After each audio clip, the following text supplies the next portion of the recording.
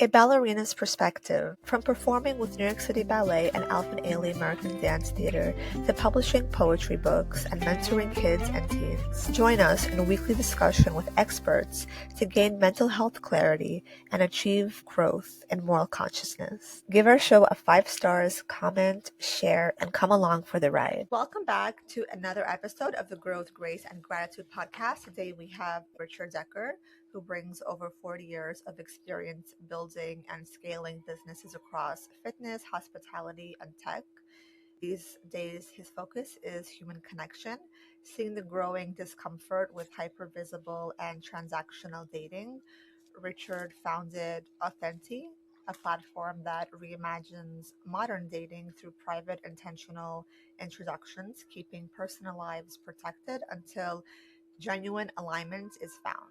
So, really interesting work. Thank you for coming on the podcast, Richard. Well, thank you for having me, Ari. I'm excited to do this with you. Yeah, I think it's a wonderful topic when it comes to spirituality. I think everyone wants to find that human connection. So many problems in this world happen because there's a perception of feeling lack of human connection within the self and with others. And through digital age, it is obviously so much more difficult to begin building connections. Yes, the whole idea of the dating world and even social media was supposedly designed to bring people together from all different parts of the world and all different corners and everything. But really, what it's done is had us estranged because now people don't know how to interact with each other. So technology is being inappropriately used. It's not being used for the benefit in most areas. Some areas, technology is a wonderful thing, but in the social media aspect and the getting together aspect, and especially in the dating world, those systems when they were created probably close to 20 years ago were decent. It did bring people together. They were working on a different, let's just say, philosophy. And when they saw the money, like everything else in this world, unfortunately, when they see the big money, they become very selfish in how they can improve it for themselves, not necessary for the users or the consumers. And that's when it started becoming more about transactional, being objectified, being marketed, asking people to market themselves, to present their best self, and making them dig in and show photos and revealing themselves to people who they'll probably never meet, right? So it's just in New York alone, you have 4 million people in the dating app world. And so that's about 20 million photos. And there's no way anybody's going to go through all those and meet all those people. But you're still at home wondering who's looking at me, who's judging me, who am I judging? It kind of, you're coming into a relationship as a salesperson. You're not coming into a relationship. So the whole idea of authentic, which we don't operate at all like the dating apps, is to come into a relationship with your heart, energy, and spirituality, and essence of who you are, not what you are, not what you portray, who you are. We kind of want to shut the brain off, and you're not going into it completely blind because you're going to describe yourself, which is significantly different than marketing yourself. It's two different parts of the brain that gets set up, and the other sites entice you to market yourself. So I wouldn't say people are falsely giving images of themselves from years ago. They're being asked to show them best selves, and that's part of that best self. It's not part of who you are at the moment. But when you're in a descriptive mode, I need to go into my onboarding now. It's going to be Rich Decker, 6'3", 210, fit body, dark hair. I'm just going to describe myself. I'm not describing Rich Decker from 10 years ago when I did bodybuilding competitions, or Rich Decker from 20 years ago when I did this or that. It's like, what are you about now? And what am I looking for now? What is so our types, the typical type that we all hear about, 70% of the people, and all the data I speak to today is all verifiable. 70% of people in relationships today are with partners who are not considered to be their type, because that changes as you go on, because you look at, well, how did my type do for me? Why am I on this dating app now? Because obviously my type isn't really what's suited for me. It's good for my ego, and an ego is not going to withstand the relationship. It's not going to stand the trials and tribulations of a relationship. The essence of the you who's portraying that is going to be the one that's going to withstand that. So we bring you together based on who you are today at the moment, what you appear like. Nobody gets to see that. You do upload your photos. Nobody gets to see them. You then describe what are you looking for in a partner. You might be specific hair color, you might be specific height, or you might be open to all. And then we go and we give you a handful of onboarding questions about your likes, your beliefs, your ideologies, your philosophies. And there are multiple choice questions of 10, and you're allowed to answer 5 of them.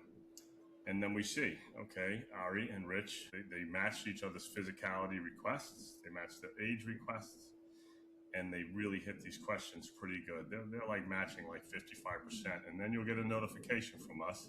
Ari and Rich, you're matched. Would you like to be introduced?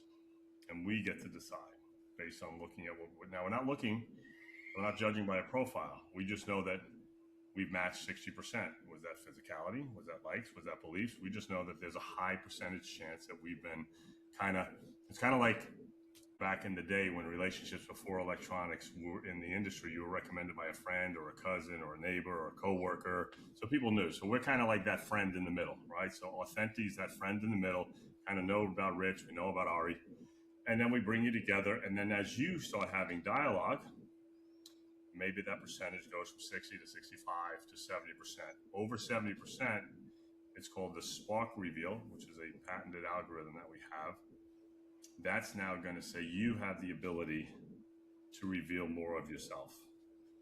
Now, you're going to see a smoked out image of Rich. I'm going to see a smoked out image of Ari. So it's a little bit of romance, a little bit of mystery, but you see enough to know, yes, she does match the physical type that I was requesting. He does match that.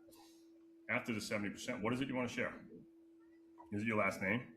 Because we don't even give last names on our site, because why give the opportunity for somebody to go do a deep dive on you and find out you did something 20 years ago and they're going to judge you on that, right? Let's keep all that out until you get to know the person.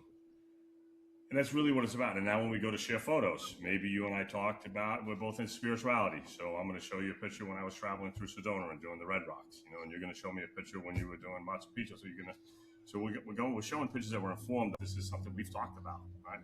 We've talked about how cool this is. So check this out. This is when I was at the Cathedral Rock in Arizona, and this is what I did, right? So it's like you're coming into it informed, and then you decide after that, then you take it from there. Now we're grown-ups. We're looking for an intentional relationship. Our site's all about intentions. I believe when you put intention to something, you're going to get a little bit more out of it. You're not going to get swipe fatigue. You set it and forget it. You're going to come in and talk about Ari for about 15 minutes. You're going to put your onboarding, and done. I'm going to put mine in, done. And then we're going to be notified. So we're not sitting home Saturday night swiping away, and judging away. And that's really the core essence of what Authentic is all about. It's about giving people their time back. 280 hours a year is the average amount of time people spend on dating apps. It's over a month worth of work. It's insane. And the essence of having that much time, and even when people are on these apps, and I've seen this, I've never been on a dating app. I only went on it 2 months ago to see what it was like, because I'm in the industry now, and I got off it really quick because I really didn't like the sketchiness of it. Kind of gave me like the heebie-jeebies. They'll be like, I'm not going to do this anymore. I'm getting off the app. And then it's a Saturday night and they're home alone. Then they go back on the app. Then Monday, they're depressed about re-entering into the app world. It's kind of like an alcoholic having a slip and being depressed, because the apps are designed for dopamine effect. And that's the addictive behavior behind it. That's all how they've configured that business model.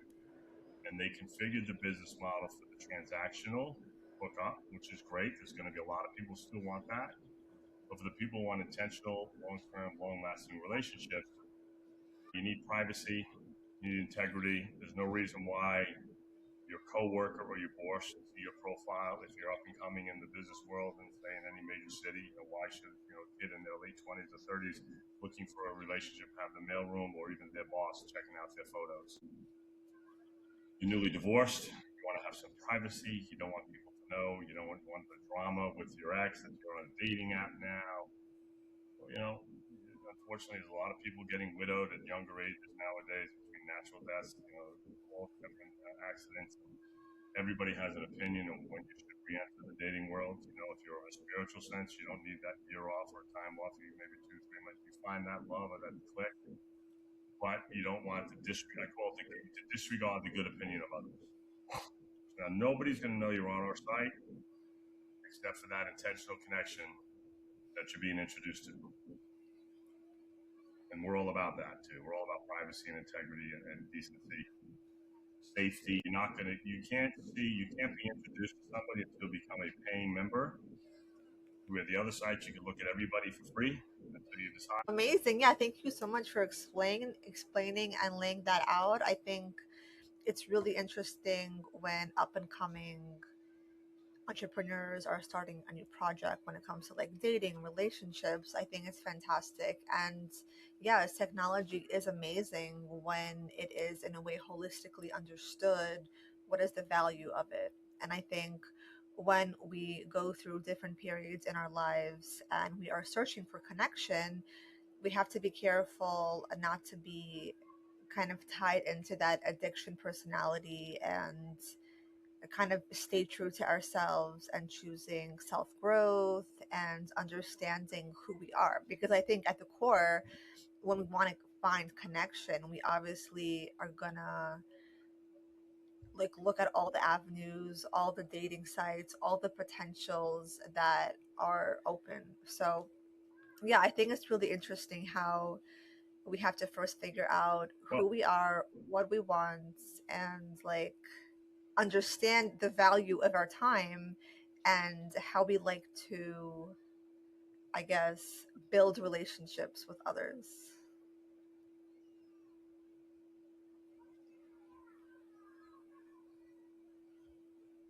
Yeah, it's kind of like you're actually on our site too. You don't need to just look for an intimate relationship. You could be looking for, a friend who's into hobbies. You just moved into a new city, so we kind of we bridge a lot of the different. Obviously, romantic relationship is the number one in the industry, but a lot of people relocating to cities. 80% of people between 18 and 30 years old have not gone on a physical date. Oh wow. Mm-hmm. People don't know how to approach each other and talk to each other more about a date. The privacy is a big issue. A lot of people, especially with the gray divorces, so like for me, I was married for 25 years. I've never been on a dating app when dating apps were introduced. I was already in a long-term committed relationship. I'm no longer married, but it was not a technology I used. And at 61 years old, I don't think I'm going to be dabbling back into the dating app world as it is. When this came out and CBS did the interview, the Don Drake Show did the interview, other podcasts have done it. People in their 50s and 60s have reached out. This is something I would join, because it's something that we're more used to in our day, where you're actually getting to know somebody and not judging somebody just by a photo. Our physicality is designed to change. I tell people all the time, if you really want to understand the world, be a blind man, because they see and hear and feel differently than we do with our visual eyes. I said, walk down the street with your eyes closed and see what walks by you and see the different energy you pick up. You're really going to perceptively pick up energy, because we are nothing but energy, right? But when you use the optical illusion and you get to judge a book by its cover, proof is in the pudding by the amount of single people that are still in the world and the amount of people on dating apps, that judging the book by the cover is really not getting any of us anywhere. Like, they go for the excess, we go for the precise. We want to be concise. I don't need 4 million people on my platform in New York to have special relationships. I just need the right people on it who are looking for that connection. Amazing. Yeah. And for people who want to build genuine compatibility, what are some tips that you can give them to not start a relationship built off of just surface level matches, but like how can they deepen and find more meaningful connection? It's interesting you say that. So there's a book that I have coming out called Giving New Meaning. It's A to Z, 26 ways and ways to transform your life, words and ways to transform your life by energy. And love is one of the words that I have in there, because I believe when we define words, we can find words. When you give them energetic belief, they kind of expand like everything else in the universe. So love is let our vulnerabilities evolve. So I'm on a first date. I meet you. We're sitting having dinner. I'm going to tell you my vulnerabilities. I'm going to put them out on the table. Most people don't do that. They want to wow you. They want to impress you. They want to sleep with you. They have all different agendas. Now they're in a physical relationship with you, maybe a financial relationship with you, and the other person is now trampling all over your vulnerabilities. But it's kind of unfair because they never really knew what they were. And now you have this association in a relationship that you're going to stay in for a little bit too long because the sex is good. You have this, you maybe rent an apartment together. Who knows how fast you moved and what you did. Put their vulnerabilities right on the table on the first date. The other person, all they're going to show you is that they respect them, protect them, and honor them like you do, or they don't, which just means they're not the person for you. You know, this is not, you know, we have a lot of words that have been misused and bastardized over time, but one of the things about relationships, the soulmate issue, right? You want somebody who answers your sentences. You want somebody like that. Not really. And you don't want the knight in shining armor. You want the knight that's got dark, charred, scarred, beaten up, banged up, because they're going to stand up and show up for you. A knight in shining armor basically stays long enough until things get a little heated, then boom, bounces off to the next relationship. It's like they're not going to be there. And you also want somebody who's invigorating, healing, right? And so when that problem pops up, instead of them combating with you, like, what the hell just happened? I just did this, and you react in that way. Instead, they come to you with, wow, what was that all about? What happened to you that was similar to this experience that caused this reaction? And now you get to heal that part of your soul that's been damaged, because we all have them. Whether they were damaged by schoolmates, school teachers, lovers, co-workers, bosses, parents, we all have a little bit. And the correct spiritual partner that's in your life, their job is to elevate those in you. That's why you brought them into your life. And that's why you attracted them into your life. And if they're the correct partner for you, they're going to help you heal them, and then you get to live harmoniously. There are relationships in this world that are meant to be forever, like the Swan song, right? Made for life. Then there's relationships in this world that are meant to be short-term. Then there's relationships in the world that are just meant to give you a child. You know, that's a great poem, right? A reason, season, or a lifetime. You're going to have people come to your life for a reason. You're going to have it come just some stay for a season, and then you're going to have some stay for a lifetime.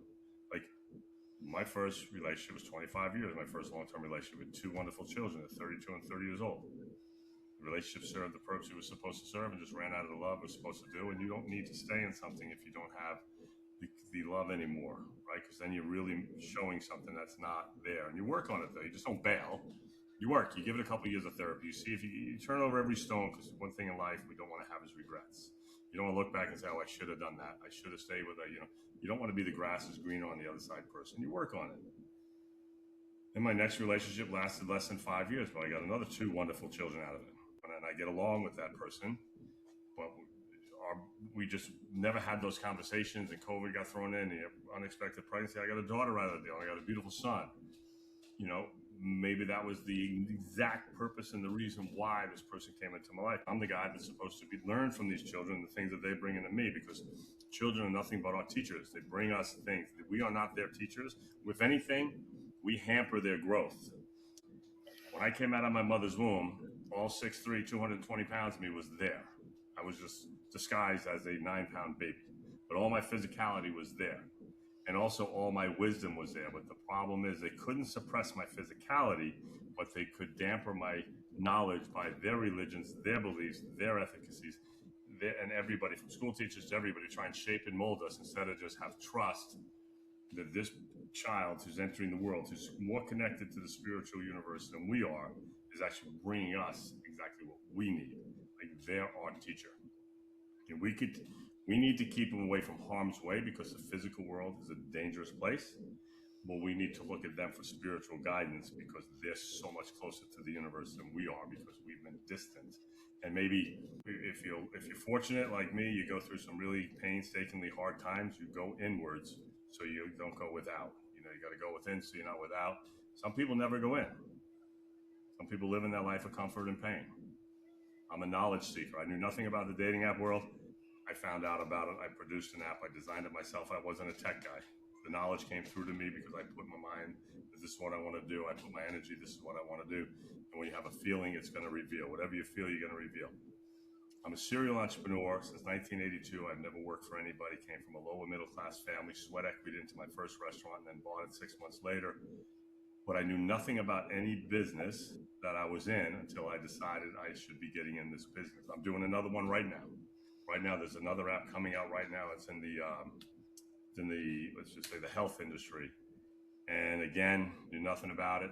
taking a shower, concept came in my ear. So I liken us human beings as a speaker to a rock band. You break open the speaker, you're not going to see the band because the music's getting piped in. I'm just in tune with what gets piped in me as a serial entrepreneur. I will bring it to execution. I don't say, oh, that's a great idea. I think it was Wayne Dyer or one of the other philosophers I follow that says the most expensive real estate in the world is a cemetery because so many people die with their dreams in them. There's a lot of inventions. Like Elon Musk wasn't the only person who thought about electronic and satellite. He's the first person who executed it. You know, there's a lot of people have all these concepts that just don't execute. I just execute, and I don't. Like I said, I disregard the good opinion of others. Some of the things I execute are hugely successful. Some things I execute are hugely a failure, but they're just as successful, not monetarily, but they taught me something about how not to do something.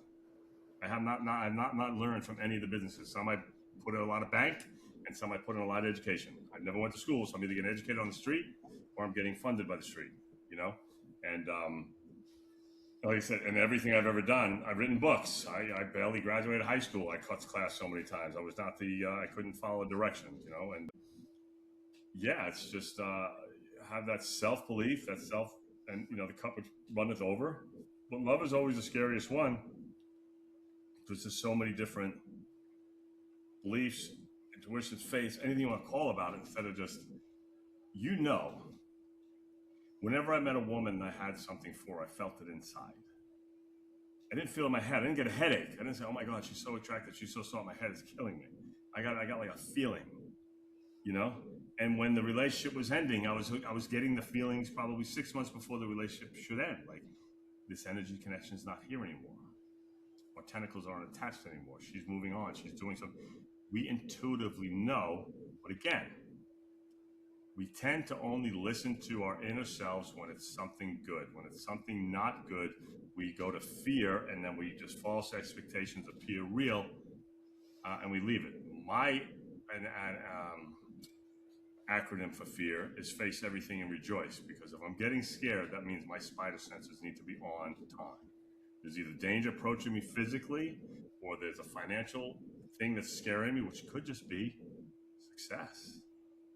So many people are afraid of success. It's like they bring it all the way in. They're like, oh my God, I'm so scared I can't do it. It's like, because you don't know what you're going to do when you're successful. And they've been told their whole life, that's not you. Okay. Listen, my mom, God rest her soul, 96 years old, she just passed a couple of months ago.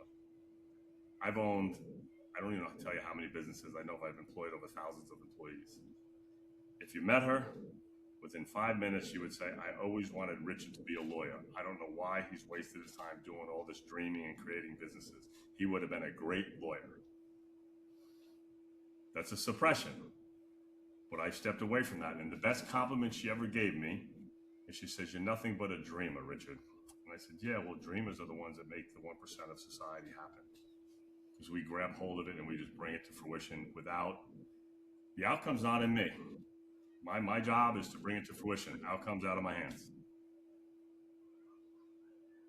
That's so beautifully said. Yeah. I think it is true when people can see our potential and they're bringing it up to the surface, but maybe not in the same way that's fully aligned to our path or our purpose or the direction we have to take, which is very oftentimes personal and unconscious as it kind of comes up to the surface and reveals certain things to us. Yeah, I have a group with some of my inner child clients where I focus on working through past traumas, whether it is childhood or relationship breakdowns, and to really understand like why so many women are also fearful of men or hateful towards men or choosing the feminism route where they are superior.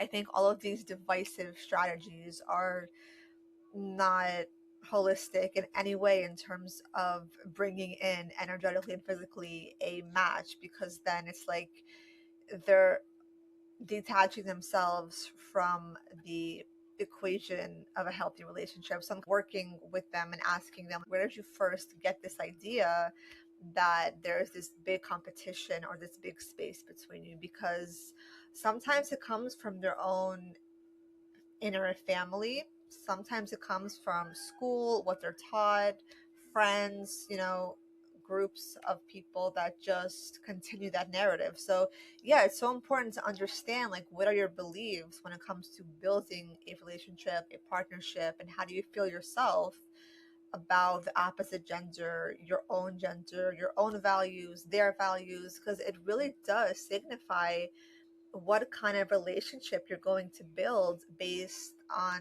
the foundation you have built within your subconscious mind. If you're ready to shake off that daily stress, come join us for online beginner, adult, ballet, and yoga classes each week to connect with the flow of movement and the art of ballet into perfect synergy. Come as you are and learn to love your body a little bit more and gain strength and flexibility with each class. All are welcome. Sign up at balletartsmovement@gmail.com. First class free. Yes. So Laszlo, one of the world's greatest philosophers thousands of years ago, he said relationships are really complicated because an individual is complicated, and now you take two individuals, you try and put them together. And a lot of us don't. We're judging our insides by other people's outsides, especially with social media. You're all looking at the Instagram posts, we're looking at the influencers, you're looking at the hot bodies, but you need to understand these people are doing their job. They're pitching, they're marketing, they're selling, they're getting paid commission. That you don't know when they get off that camera how their life could be falling apart or could be excelling. Because we all have this false perception that money is the end all. And it really isn't. Financial comfort's nice to have, but it doesn't bring you love, happiness. It doesn't. My clients are in the 7 and 8 figures, and I can tell you, I've seen poor people a lot happier, and they have everything you could ever imagine, except for that one thing. They don't have peace of mind with themselves. They don't have peace of mind in their relationships. They know they're being used by their friends. They know things are going on. So it just lends you to believe. It's like you can't. I was talking to somebody about this the other day. You can't look at your partner and expect them to be responsible for your happiness. They could magnify it. They could bring it out. They could multiply it. But if you're not going into that relationship generally as a happy person, you're putting too much workload on that other person to make it their responsibility. They can disappoint you. They can sad you. But if you truly like. The funny thing, so when I was checking out Authentic, I researched, historically couples in our world, who have really been significant, whether it was in the political arena, the financial arena, the spiritual arena, the entrepreneurial arena, everything with an athletic arena. They were nobody and nothing until they found that significant other, and the power of their love together is what catapulted them into the power couple. I mean, you're talking about completely nothing. Like getting run out of town, can't pay their bills kind of nothing. Like nobody would look at them with any kind of respect kind of nothing. But then they met the one that they loved, and their power became so strong, and the commitment to each other about, hey, honey, you got this. We got this together. We could do this. And there's so many stories out there like that. And that's really what I'm really hoping for Authentic, is it brings authentic love together, and people have that opportunity to not settle, to not just jump into a relationship because you're getting a little older and you feel like you should have somebody. And that's why the gray divorces are so high right now. It's the highest percentage ever. Your marriage divorces are high, but gray divorces are really high. People are in their 50s and getting divorced after 20, 30. People are like, why?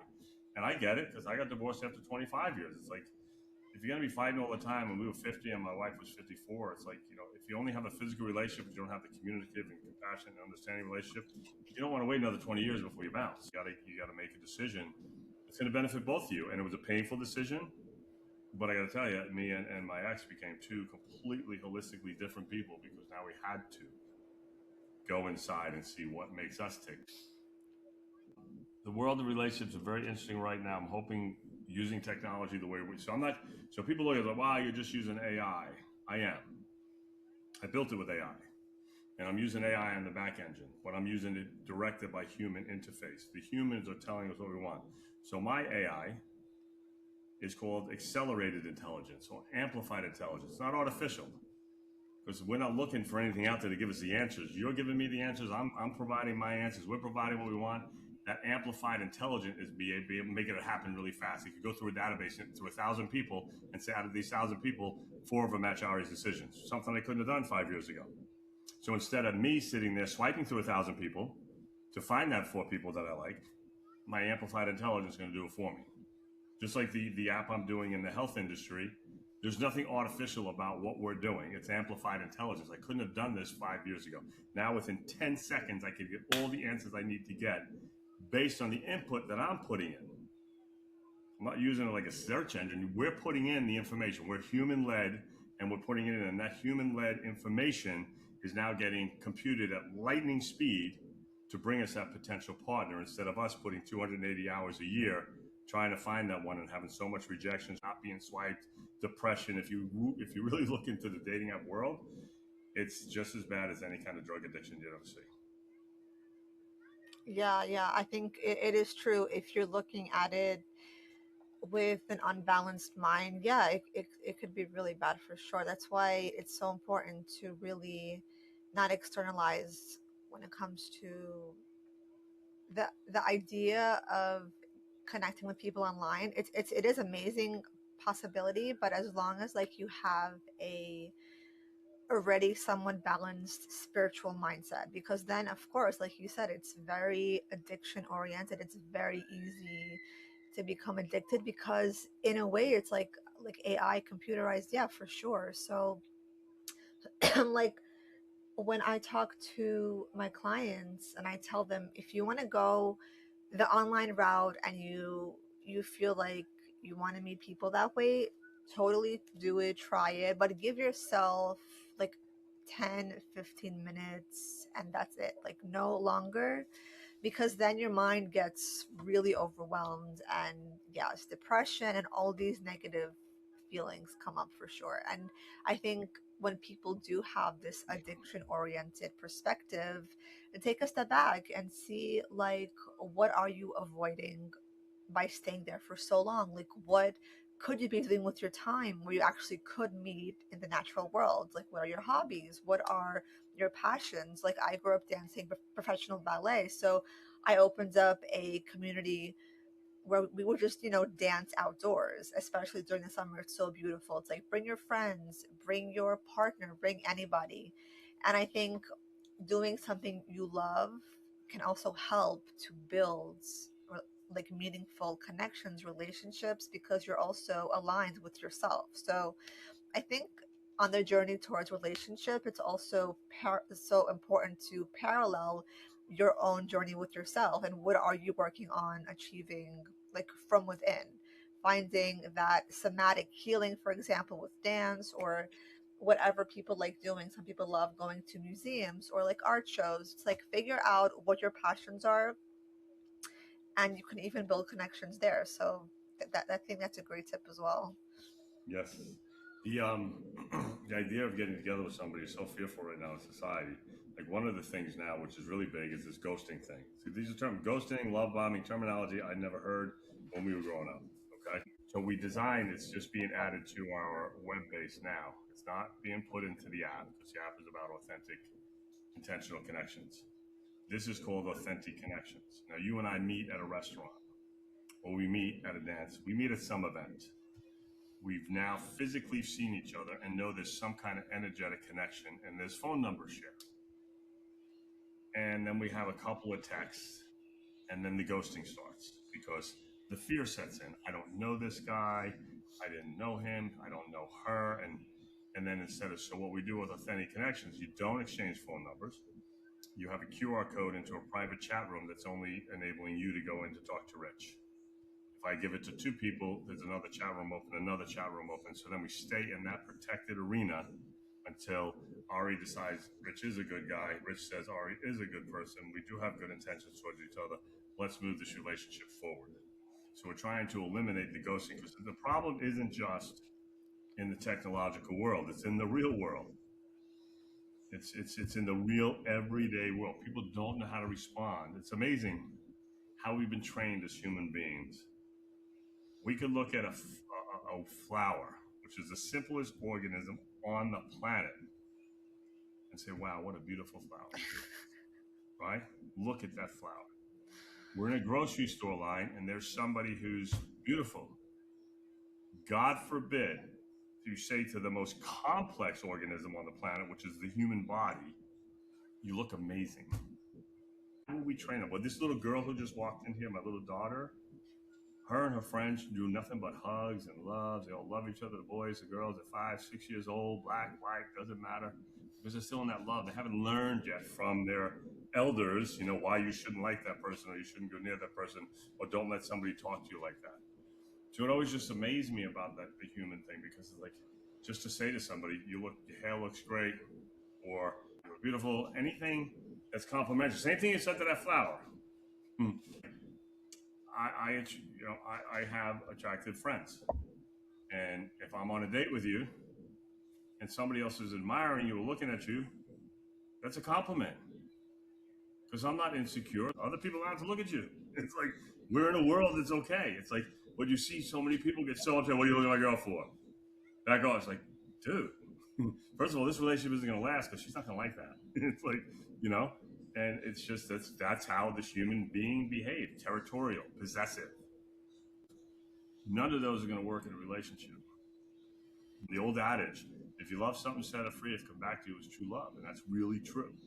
You give freedom and people want to be around you. It's like kind of water, right? If we hold water tightly in our fist, it doesn't stay there. If we hold it gently, it stays there all day. That's how you should treat your love. Don't suffocate it. Don't smother it. Be happy,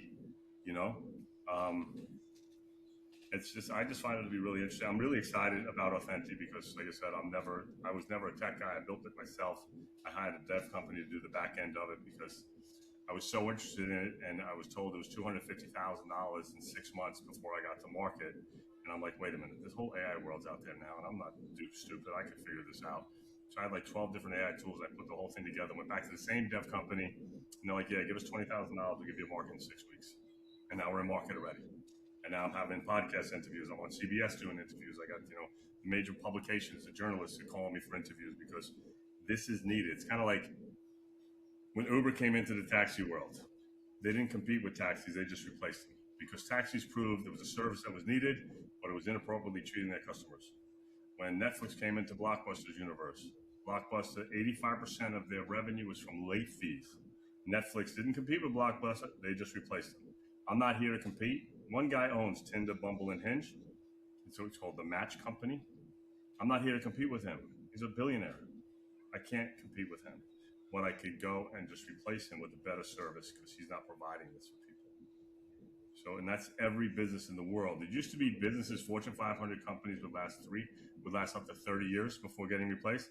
Now they're less than 18, and they're expecting to go down to 15 and then down to 12 because of the technologies like AI, where you could be creative and be invented. And that's what I'm saying. AI to me is not artificial intelligence; it's amplified intelligence. If you're an entrepreneur, if you're a creator, and you know how to give direction, it's not. AI didn't feed me. It gave me all the data within seconds. I knew what every one of my competitors, how they were doing, or what they were doing. That research would have cost hundreds of thousands of dollars. It took years to gather. So it's amplified intelligence. It's accelerated intelligence. There's nothing artificial about it. Artificial intelligence came up, that terminology came up in 1956 when they first started using computers to, do medical stuff. It was artificially creating limbs and things like that. So, but it's never migrated to the way we're using it today. And to me, like the other app I just designed, which is another how to help people. I'll touch on this because it's an essence of, we have calorie trackers out there, hundreds of them, and people want to know what they've eaten, how the calories affect their body. Food is our fuel. Mine is, it gives you instant, based on your desire to lose weight, maintain weight, build muscle. You can take a picture of a menu. It'll tell you the best thing you can order for your goals that day before you ingest it. So we're the first ever suggestion site, the first ever powered food and ingestion suggestion. We give suggestions before you eat it. And you can do it everywhere because everybody says don't go to McDonald's. No, McDonald's does have some healthy stuff on their menu because there's a lot of people who can't afford to go to Trader Joe's. They just can't. So how are you going to take that person who's making $25,000 a year and say go to Trader Joe's? They can't. So how about you go to McDonald's? I'm not going to tell you don't eat at McDonald's, but I'm going to tell you eat this stuff. It can be beneficial for your health. And that's kind of like the dating world. Like, don't date, don't do this. No, how about you just do it in a way that it serves you, like we were talking before. Everything we do should be how we're servicing the community but then how it serves us by serving the community, because it's like a boomerang. I talk with a lot of people and work with a lot of people. Like, you gave me so much hope. Thank you for the conversation. Everything that I just talked to you about, I needed to hear some way, shape, or form, or else the knowledge wouldn't have been given to you. That's amazing. Yes, I think the journey of self-awareness and self-growth is exactly how we evolve, and then we just project and attract. So it's this whole integrative cycle and integrative healing journey that so many people are going through. So yes, thank you so much, Richard, for coming on the podcast and offering such practical insight into creating and building meaningful relationships in our digital age. And where can people learn more about your work and your apps and all the stuff you have going on? You could go beauthentic.com, www.beauthentic.com, and that's that app. And the other app is Dialed In, but just to be authentic. Let's stick with the relationships right now, because I'm really curious how we could reshape just intentional connections, how people just, fall in love. I was actually talking to somebody about this site. Like, it sounds like you're trying to create romance. I'm like, of course. I said, romance is beautiful. Like, oh, romance is just not there. They were 36 years old and she was beautiful. I said, you don't think romance exists? And that's based on what they've been experiencing over the last 10 or 15 years. Right. Well, romance is alive and well. Those are the people you see in the parks and holding hands and walking. I love seeing the 7-year-old couples when they get a 40-year holding hands and just walking. Romance doesn't die. Something dies within you that's going to kill the romance. Exactly 100% true. So yes, hopefully people can learn more about their own value of love and what it means to have a relationship that is unconditional, and there is no age requirement or limitation on that. So that's a wonderful perspective. So thank you so much for bringing your knowledge, expertise, and kind of like inner perspective from a very holistic way. I think people really need to hear that from a man who has that integrity and awareness, because so many guys are also kind of like walking through subconscious, not really aware of what it means to build a relationship. There's also a lot of fear there. So I think it's Both. great. It's there's like a gender equality there. Right. There's so much fear on both sides. It's the first one. Right. It's like, we're all 50% masculine and feminine, and a lot of women, society forced into presenting their masculine before their feminine. Men are afraid to present their feminine because they think it means they're feminine. It just doesn't mean it's the energy that's inside your body. It's like, Right. it's not going to change your masculinity or anything like that. As a matter of fact, the more you show your femininity, the more that you can hug, love, and cry, the more masculine you look. It's like, if you look at my nails, Yes. they're polished. Because that little girl that just came in here, I took her to get her nails done the other day for like a little cute little daddy spa day. And she said, Papa, can they color your nails too? I said, of course they can, honey. And everybody that's seen me has something to say. Women are like, oh my God, what a great father. You have this big muscle dude full of tattoos, and you did this for the daughter. And then guys have a little ball breaking thing to say. And then my gay clients are like, you're supporting Pride Month. It's like, everybody's got a little something to say about it. But if you feel I said to my daughter, she says, you're not afraid, Papa? I said, honey, what's somebody going to say to you, Papa's going to make me afraid?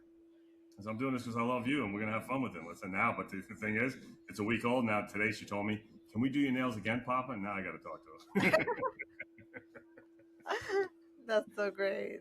Yeah, I think the more that men can embrace their inner feminine, and women can embrace their inner masculine in a way that just feels natural to them, and it really helps to balance out the scales and also connect you with people so authentically, because you're not afraid of revealing parts of yourself, because obviously it's so true, we are balanced, we have a little bit of both. And I think depending on how you grew up and how you processed different experiences in your life, you're building like a priority of either more masculine or more feminine, and it's like totally okay to express that. It's actually, it helps you to really be yourself when you are expressing it. So yeah, for sure.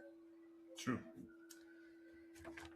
Well, thank you so much again for coming on the podcast, and hopefully people can learn more about dating in the modern age through the Authentic app, and more people can connect to that. Thank you. I appreciate you.